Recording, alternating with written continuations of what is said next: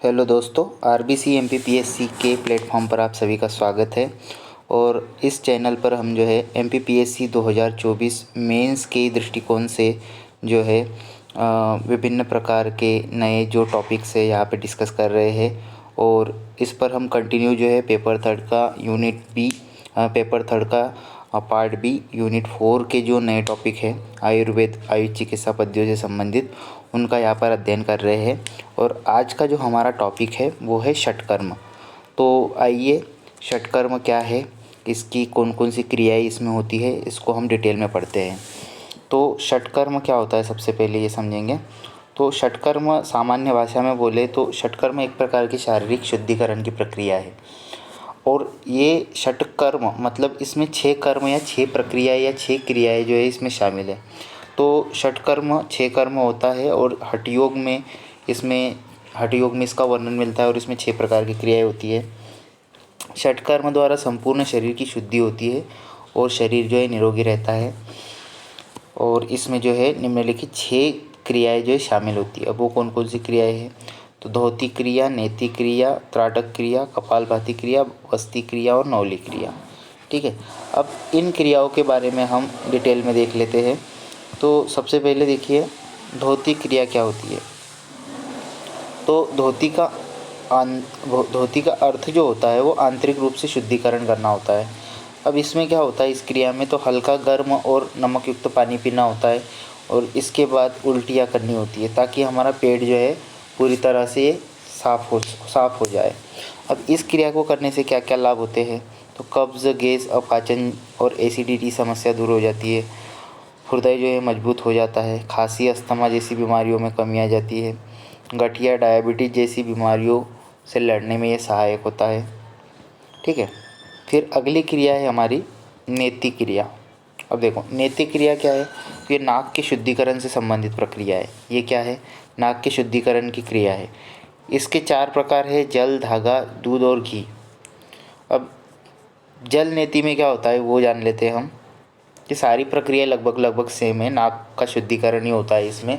नाक में जो बलगम वगैरह होता है, जो गंदगी होती है, उसको साफ करके जो शुद्ध ऑक्सीजन है वो फेफड़ों में जाना चाहिए। इस क्रिया को करने का यही उद्देश्य होता है। जल नीति में नमक का हल्का गर्म पानी एक नासिका में डालकर दूसरी नासिका से बाहर निकाला जाता है। तो इसमें क्या होता है कि हम जल नीति में कि हम नमक का जो गुनगुना गर्म पानी होता है वो एक नासिका द्वार में डाला जाता है और दूसरी नासिका से बाहर निकाला जाता है। तो इस क्रिया में जो है नाक से बलगम, साइनस वगैरह आदि निकालने में मदद मिलती है ताकि हवा जो है हमारे फेफड़ों तक बिना किसी रुकावट के पहुंच सके। अब इस क्रिया को करने से क्या लाभ होते हैं, तो खांसी, जुकाम और आँख में दर्द जो होता है, सिर दर्द वगैरह, इससे राहत मिलती है। नाक से सारी गंदगी साफ़ हो जाती है जिसके कारण शुद्ध हवा हमारे फेफड़ों में बिना रुकावट के पहुंच सकती है। ठीक है, तो ये हो गई हमारी नेति क्रिया। तीसरी क्रिया है त्राटक क्रिया। अब देखिए, त्राटक क्रिया भी एक क्या है भाई, षटकर्म की क्रिया है। इसमें क्या है, किसी एक वस्तु पर जो है ध्यान एकत्रित किया जाता है और तब तक उस वस्तु पर ध्यान एकत्रित किया जाता है जब तक कि आपकी आंखों से जो है बिना पलक झपके आपकी आंखों से पानी नहीं निकल जाता, या जब तक आंखों में पानी ना आने लग जाए तब तक आपको एक वस्तु पर क्या करना है, आपको ध्यान एकत्रित करना है या एक टक लगाना है। ठीक है, अब ऐसा करने से क्या फ़ायदे होते हैं त्राटक क्रिया से, तो आलस दूर हो जाता है, आँखों की बीमारी से निजात मिलता है, ध्यान लगाने की क्षमता बढ़ती है, मानसिक तनाव से छुटकारा मिलता है। ठीक है, कपालभाति। फिर अगला क्या है, कपालभाति। देखिए, कपालभाति क्रिया में जल्दी जल्दी सांस छोड़ना होता है, साथ ही पेट अंदर की ओर हो जाता है। इसमें मतलब जल्दी जल्दी सांस छोड़ना होता है और पेट जो है अंदर लेना होता है। यह क्रिया जो है श्वसन संबंधी रोगियों के लिए लाभदायक होती है। इस क्रिया से निम्न लाभ प्राप्त होते हैं, शरीर व मन शांत होता है, श्वसन संबंधी बीमारियों में कमी आती है, स्मरण शक्ति तेज होती है। तो ये है कपालभाति, इसके बारे में शायद सभी लोग जानते होंगे। फिर अगला है वस्ति क्रिया। तो ये बस्ती नहीं है, ये वस्ती है, तो आप राइट कर लीजिएगा। वस्ति क्रिया आंतों को साफ करने में मदद करती है। इसके 2 रूप होते हैं, जल और थल। यह क्रिया मन को शुद्ध करती है, इसे यौगिक एनिमा के नाम से भी जाना जाता है। तो जो आंत को साफ करने की क्रिया है वो बस्ती क्रिया है। इसके 2 रूप होते हैं, एक जल और थल, मतलब जल के द्वारा भी आप कर सकते हो ये क्रिया, और थल के द्वारा भी कर सकते हैं। ठीक है, तो अब इससे क्या लाभ होंगे? तो पाचन सही ढंग से होता है, त्रिदोष धातु को संतुलित करने में लाभदायक है, यूरिनरी समस्याओं से छुटकारा। ठीक है, तो ये इससे लाभ होते हैं वस्ती क्रिया से।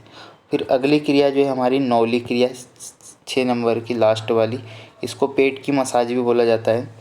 इस क्रिया में पेट की मसल को सिकोड़ना और फिर छोड़ना होता है। तो पेट की मसाज कैसे करते हैं? तो पेट की मसल को सिकुड़ना और फिर छोड़ना, सिकुड़ना फिर छोड़ना, ये इसमें होता है। इसके 3 रूप होते हैं, दक्षिण नौली, वामाल नौली व माध्यम नौली। अब इसके क्या लाभ है? तो इस क्रिया के निम्न लाभ होते हैं। सबसे पहला, गैस्ट्रिक जूस की स्त्राव प्रक्रिया मजबूत होती है, अग्नाशय के कार्यों में सुधार होता है। तो गैस्ट्रिक जूस जो होता है उसका जो स्त्रावन होता है, उसकी जो प्रक्रिया है वो तेज़ हो जाती है, मजबूत होती है और अग्नाशय के कार्यों में भी सुधार होता है। तो ये थी हमारी क्या, षटकर्म क्रिया। अब आगे हम पढ़ते हैं प्राकृतिक चिकित्सा के बारे में। तो प्राकृतिक चिकित्सा क्या है? तो यहाँ पे मैंने एक स्टैंडर्ड डेफिनेशन लिख दी है।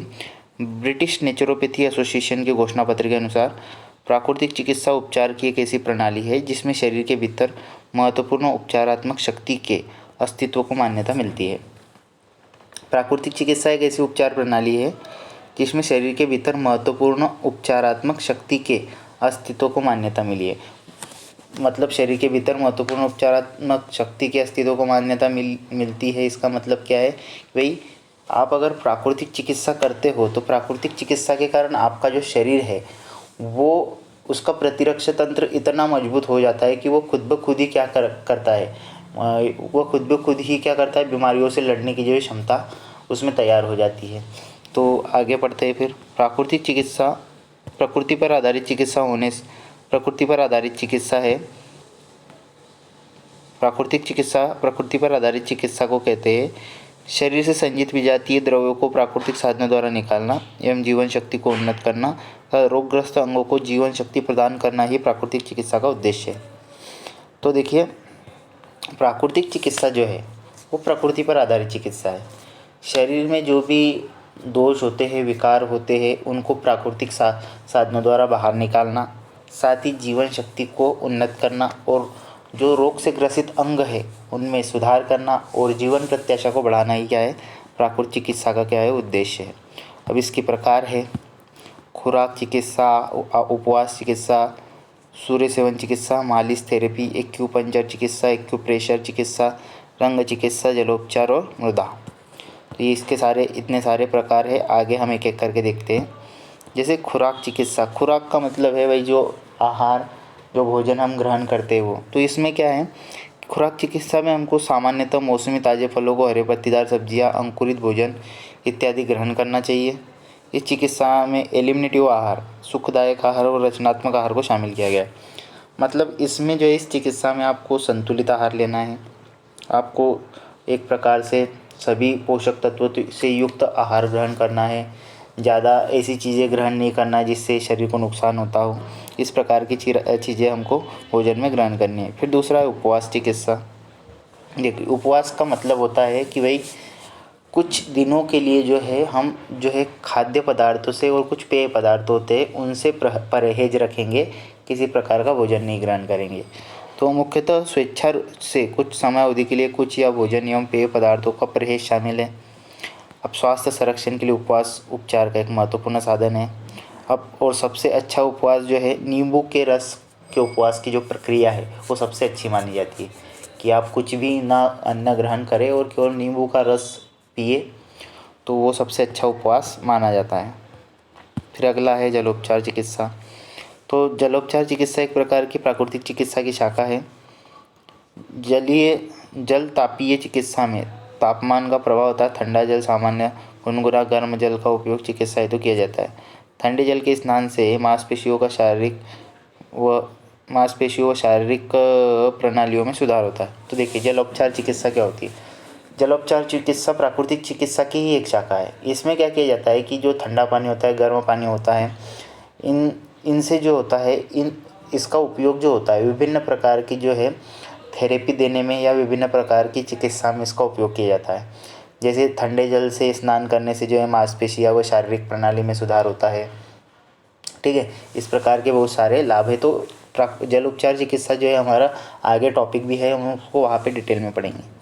फिर आगे है हमारा एक्यूप्रेशर। क्या होता है देखिए, एक्यूप्रेशर का मतलब होता है कि आप जैसे शरीर के किसी भी अंग को या शरीर की त्वचा पर आप क्या करो, उंगली से या फिर किसी गैर धारदार वस्तु से या गैर नुकीली वस्तु से थोड़ी देर के लिए आप दबा कर रखें त्वचा पर, किसी एक विशेष बिंदु पर आप दबा कर रखें, तो यहाँ पे एक्यूप्रेशर जनरेट होता है। इससे क्या होता है कि आपकी जो मांसपेशियाँ वगैरह है उसमें खिंचाव को कम करता है ये, और शरीर में रक्त का संचार इसमें जो है बेहतरीन तरीके से होने लगता है ऐसा करने से। तो ये है एक्यूप्रेशर। फिर अंग चिकित्सा क्या है, तो सूर्य के प्रकाश में क्या किया जाता है, विभिन्न प्रकार की जो रंगीन बोतलें होती है उसमें पानी या तेल भरकर उसको रख दिया जाता है, और इस बोतलों का या इसमें जो द्रव रखा जाता है उसका उपयोग जो है विभिन्न प्रकार की थेरेपी में किया जाता है, जिससे विभिन्न प्रकार के रोगों का या विकारों का इलाज जो है संभव हो पाता है।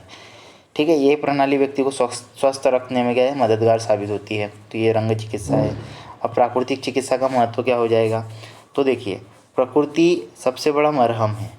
तो हमारा शरीर या प्रकृति सबसे बड़ा मरहम है, या सबसे बड़ा इलाज का जो माध्यम है वो प्रकृति ही आज में, और मानव शरीर में स्वतः ही स्वयं को बचाने की शक्ति विद्यमान है। अब और हमको ये भी पता है कि मानव शरीर में ऑलरेडी एक प्रतिरक्षा तंत्र होता है जो विभिन्न रोगों से हमारी क्या करता है, रक्षा करता है। प्राकृतिक चिकित्सा केवल रोग ही नहीं बल्कि पूरे शरीर पर असर होकर नवीनीकृत रूप दे देती है। अब प्राकृतिक चिकित्सा केवल रोग का ही निदान नहीं करती बल्कि ये संपूर्ण शरीर को एक प्रकार से नवीनीकृत कर देती है। फिर पुरानी बीमारियों से पीड़ित व्यक्ति का इससे सफलतापूर्वक इलाज कर सकते हैं। यह चिकित्सा एक समय में सभी पहलुओं जैसे शारीरिक, मानसिक, सामाजिक और आध्यात्मिक उपचार भी करती है। यह चिकित्सा शरीर का संपूर्णता के साथ इलाज करती है। प्राकृतिक चिकित्सा में केवल संतुलित संयमित आहार विहार की चिकित्सा ही शामिल है, इसमें किसी प्रकार की बाहरी दवा का कोई इस्तेमाल नहीं होता। तो प्राकृतिक चिकित्सा में केवल आपको संतुलित आहार वगैरह हो गया, व्यायाम हो गया, ठीक है, संयमित तरीके से जीवन जीना, ये सारी चीज़ें इसमें क्या की जाती है, उपयोग की जाती है। इसमें किसी प्रकार का कोई बाहरी दवा वगैरह का यूज़ नहीं किया जाता। तो दोस्तों ये था हमारा जो है आज का टॉपिक। अगर आपको ये सीरीज़ पसंद आ रही है तो प्लीज़ कमेंट बॉक्स में अपने सुझाव ज़रूर दें, और ये वीडियो अपने दोस्तों तक ज़रूर शेयर करें। वीडियो अंत तक देखने के लिए आप लोगों का बहुत बहुत धन्यवाद।